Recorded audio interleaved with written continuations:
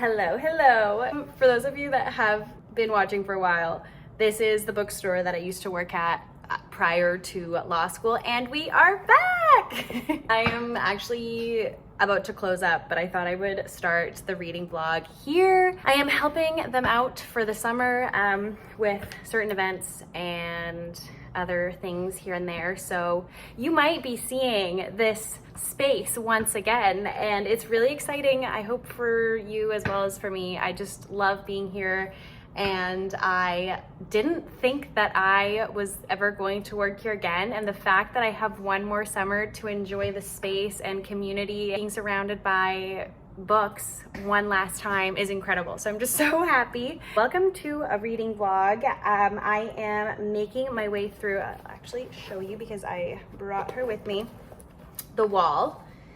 What am I, 43 pages in, and we can discuss this later, but I have to go because I have dinner plans. But I just wanted to say hello, welcome you to the space again, and yeah, finally doing a reading vlog, and I'm excited about it, so welcome.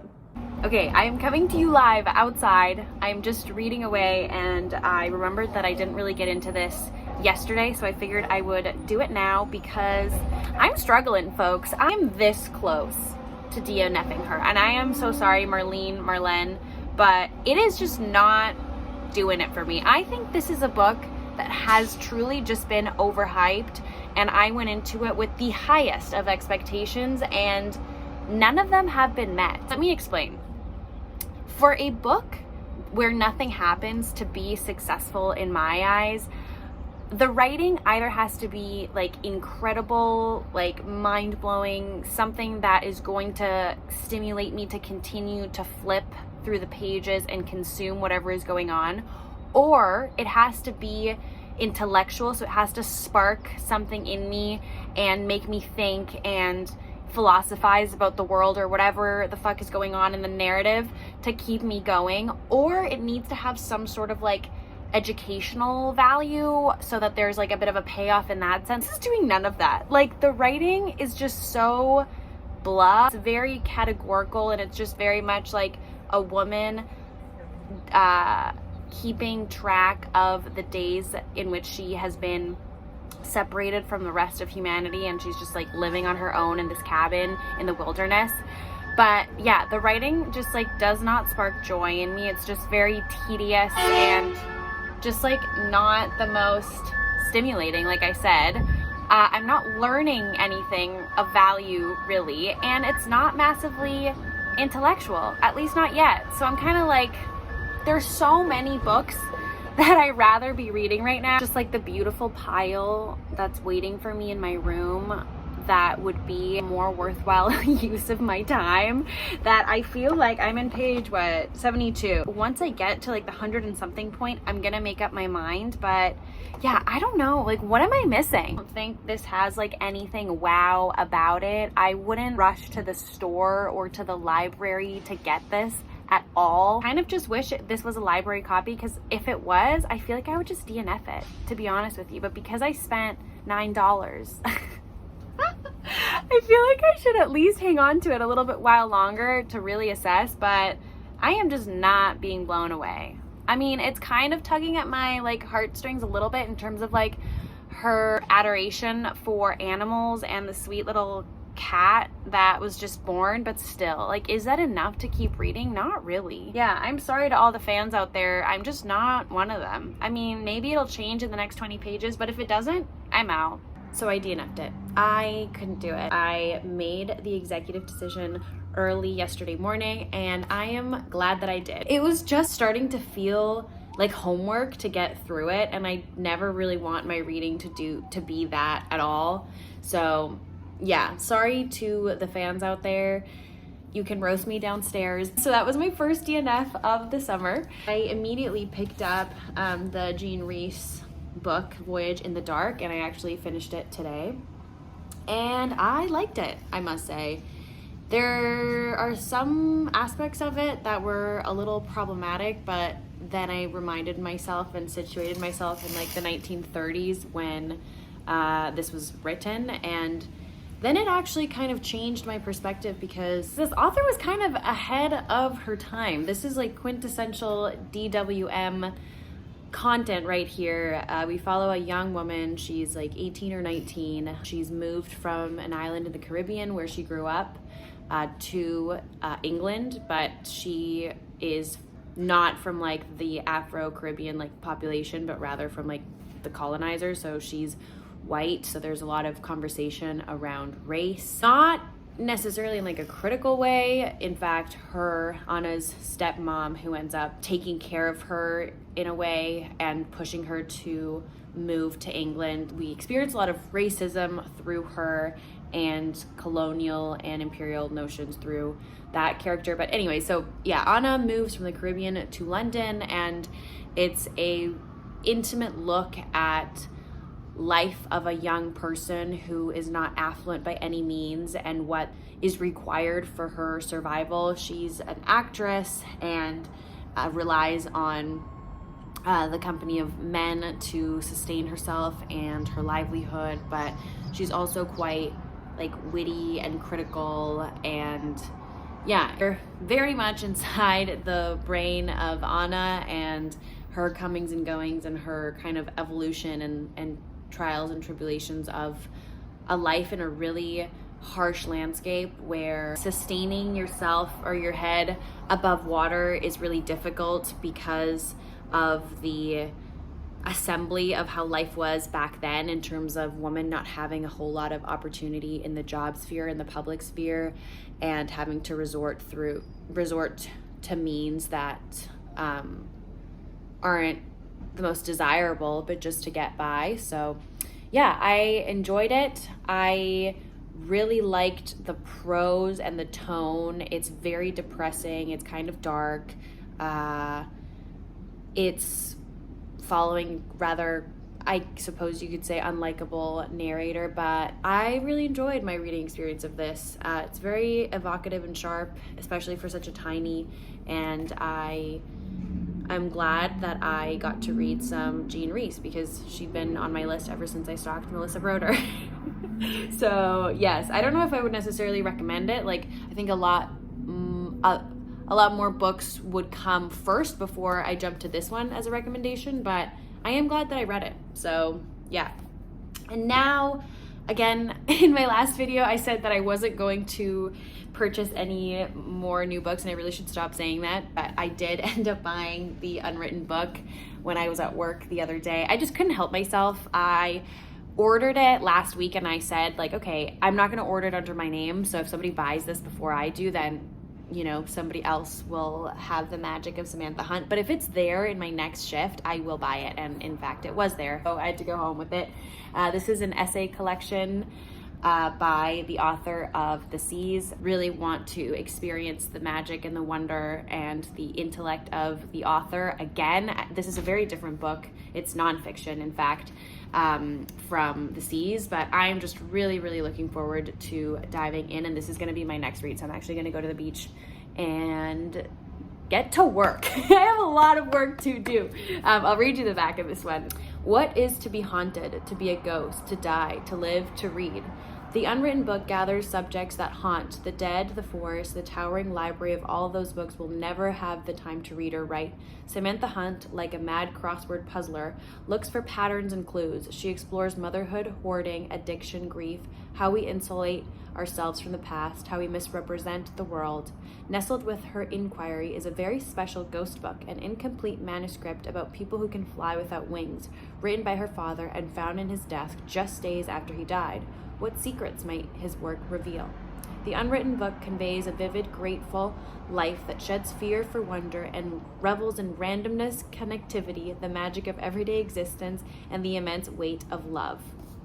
Any theme that you could possibly think of, it sounds like, is explored in this book, and I cannot wait to see what she does with all these themes. And it's written in a kind of interesting way. I think there's some imagery and a bit of poetry and apparently an unwritten book wedged in here. So yeah, I cannot wait to read this. This will be the next thing I tackle. I thought I would answer some of the questions that you asked me for the 4K Q&A. So let me pull those up and we can do that as well. Okay. If you were to write a book, what would it be?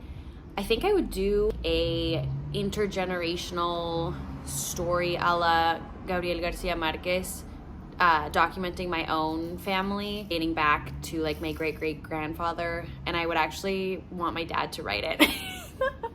So I'm actually going to delegate the task to my father, who is a great writer and has a lot more knowledge than I do about my own family. But yeah, I just think that would be a wonderful saga, and we have a lot of material to work with. So yeah, I think that's what I would do, except I'm literally not even answering the question because I'm going to ask my dad to do that in this hypothetical. Book recs with family or sister dynamics. I have to pull up my Goodreads for that. Okay, Greenwood is a good one. That's an intergenerational family saga. Very plotty, very atmospheric. Yeah, Greenwood. Let's see what else we have. Sharks in the Time of Saviors was also a family story that was really beautiful, kind of woven magical realism, and it happened in Hawaii, so it was very much a place book, which I really enjoyed. And let's see, one more that Infinite Country. Oh my god, yeah, I loved that book. I read this a long time ago, but yeah, that was a immigration story of a family that has half of the family lives in the US and the other half lives in Colombia, so weaves in some really interesting themes and just like a really beautiful narrative. So those would be my recommendations. What do you want to do when you grow up? I can't wait to start working. I feel like I've been a student for a really long time. So I really just want to be a working gal. I'm going to law school, so I'm on my way to become a lawyer. So I guess that's what I want to do when I grow up, is practice law. Stoked about it. Best books you've read this year so far? Honestly, Tides by Sarah Freeman. I think that's her last name. I really was not expecting that book to blow me away and have such long shelf life in terms of it still being a book that I think about. It's the first or second book I read this year, so we started off with a bang. Do you miss working at the bookstore? So much. I love to daydream about my job when I was in school, just how peaceful it was and how lovely it was to meet people and talk about something that I love so much, and even just discovering new books through conversations with other people, as well as my little like program that I ran. So it was a book subscription service, and I would pick a different book every month for like 15 people, so that I really do miss doing. At the same time, it's exciting to think of my new career path and the excitement that lies ahead. So I do miss it, but I am glad but I'm just okay with that chapter being over after this summer. What was your major in college before entering law school? I studied sociology, and that was my major, and my minor was gender, race, and social justice. Like, that's just what the department was called at my school. Loved both. Could not have asked for a better undergrad experience. My first year of college, I actually did media studies.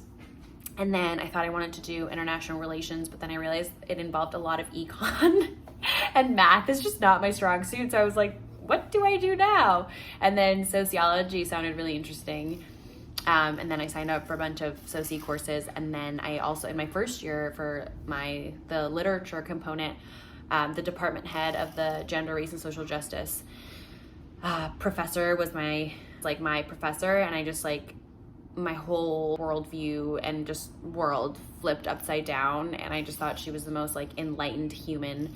And I wanted to take as many courses that she offered. And so that's how I got into gender, race, and social justice department. Could not recommend though, like gender studies and sociology more. Loved it. Have you watched Buffy? If not, I think you should. There are even novels. I have never watched Buffy, but I totally feel like that would be something I would enjoy. I just have not been watching TV at all. I try and go to sleep really early and then wake up and just read. So I have not been on my TV game at all. So yeah, maybe when I go back to school, that's something that I will keep on the radar. Are you still with your boyfriend? I am not. Most anticipated book for the summer. It's not a summer release, but the new Caleb Azuma Nelson. I absolutely loved Open Water, and I cannot wait to get my hands on his latest novel. However, I think that I should check, honestly, next time I'm at the bookstore, but I don't think it's out in Canada. At least I haven't seen it at any bookstore, but oh my God, that's gonna be such a treat when I do get to it. What's your favorite brunch? I love that question. What is my favorite brunch? I'm not a sweets gal. I love a savory brunch. So like egg, I am totally fine with starting my day with like a bowl of pasta or like a big hearty salad. So honestly, I'm gonna do salad. That's my favorite fucking brunch because it's true. Like a good salad with like an egg in there and like a little protein, delish. Love it. Your self-control in book buying is inspiring. How do you resist overbuying books? Well, I'm not doing a good job, as you can probably see, but I try and read at the same level as like I'm purchasing books. So again, like more or less, obviously I do veer from that. My buying is dictated on how much I read. So if I'm not reading very much, I'm not gonna buy very much. But if I'm reading a lot, then I'm inclined to just treat myself.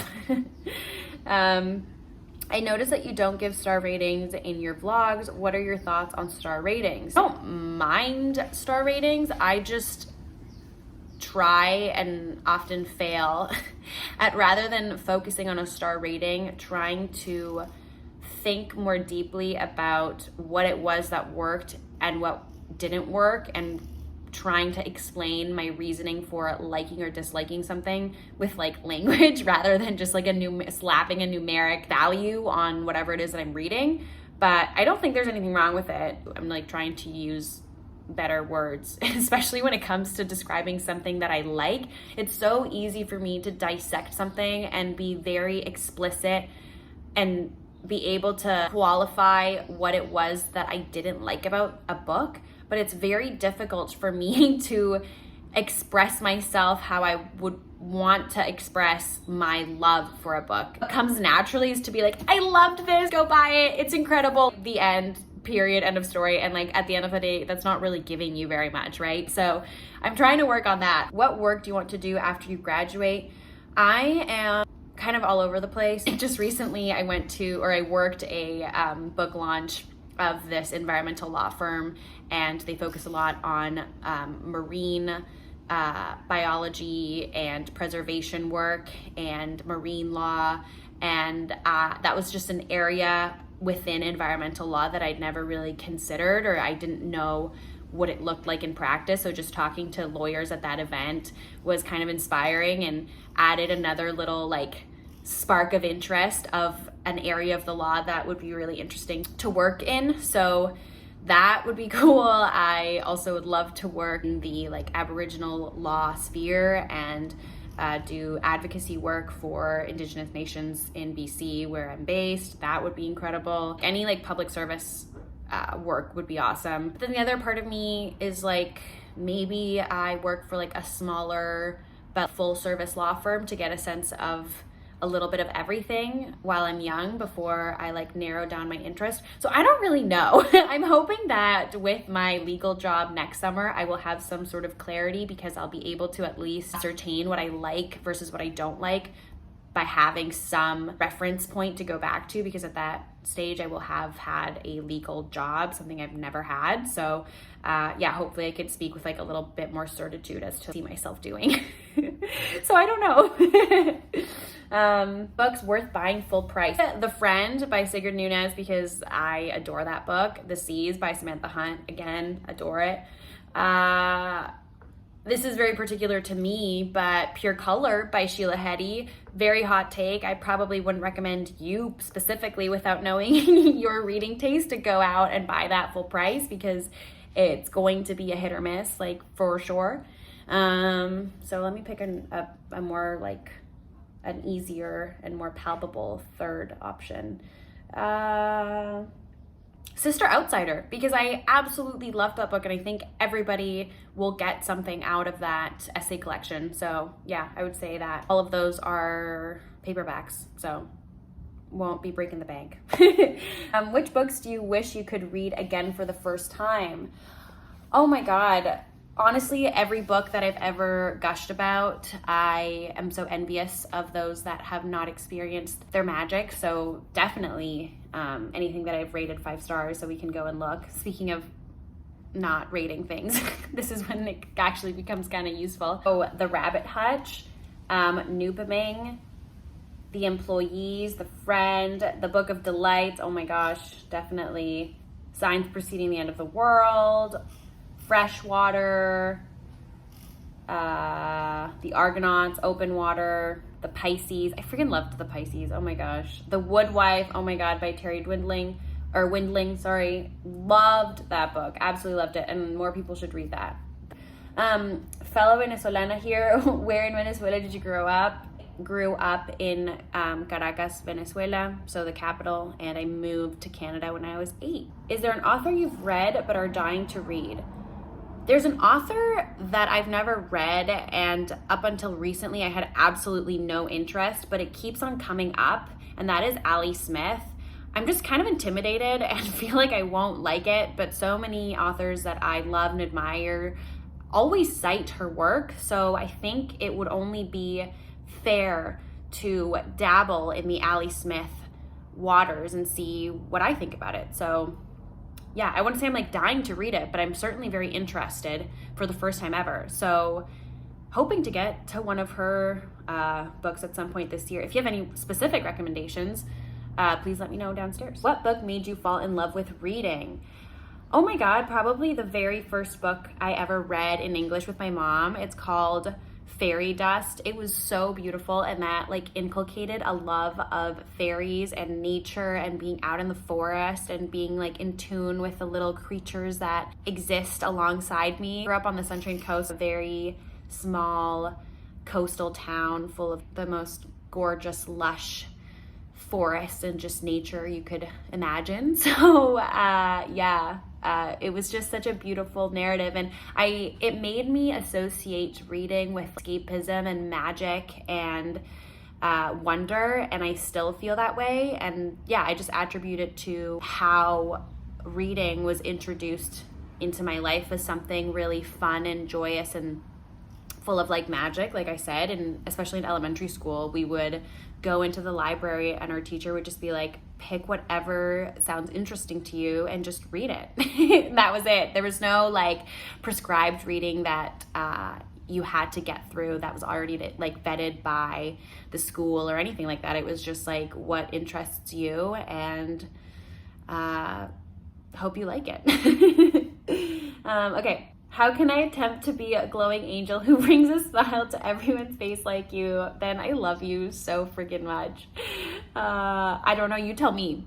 How old are you? I am 26, although somebody literally asked me what grade I was in as if I was in high school not too long ago. So I don't know if that's like mortifying or if that's like a compliment that I look that young, but I'm basically 30.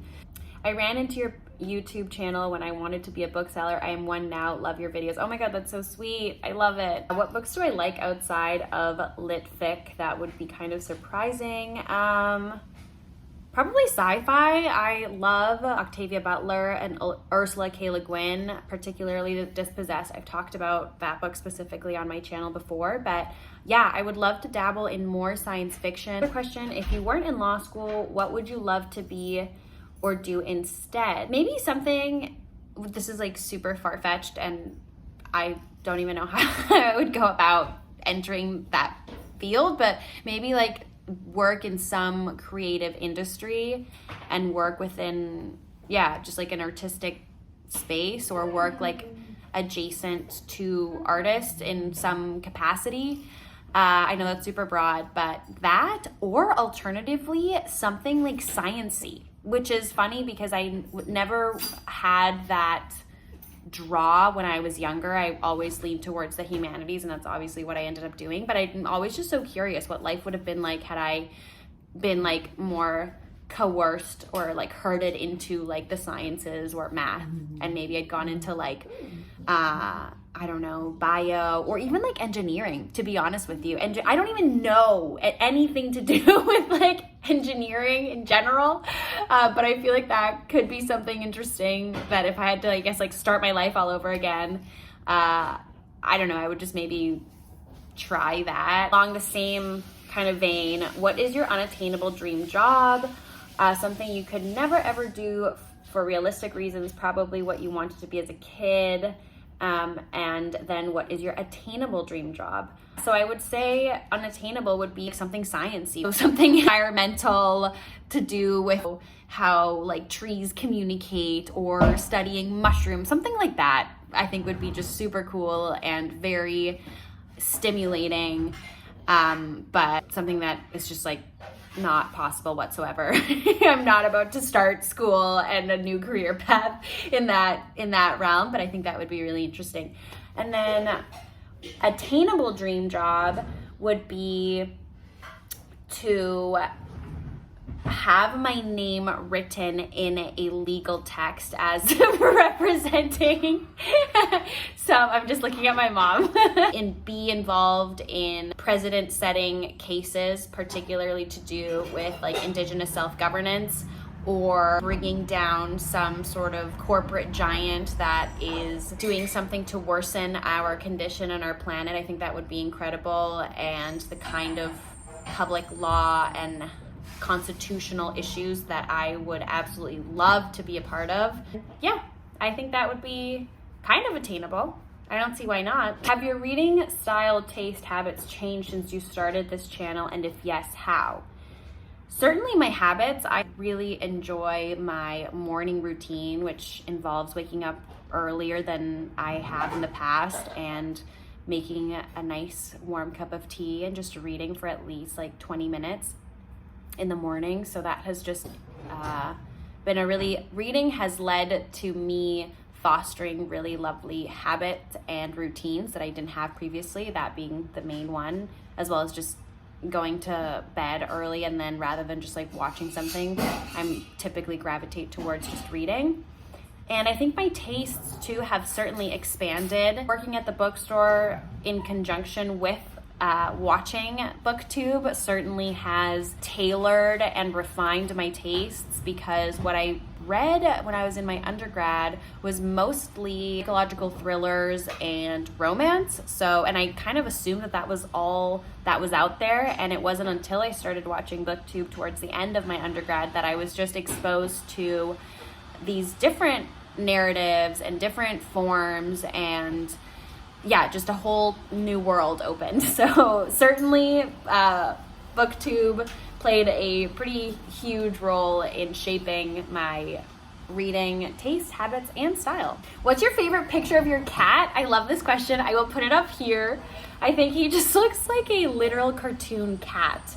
So cute. We were watching The White Lotus, and that was his little face because he was so scowled, and it was just so cute. I love that picture of him. Did you read anything off the Women's Prize for Fiction? I did not. I don't typically follow book prizes. I've talked about this before. I don't know. I'm conflicted. Part of me understands the appeal and understands their purpose and their value, but another side of me really questions who gets to be in those circles and who makes the call to have certain books be brought to people's attentions versus those books that don't.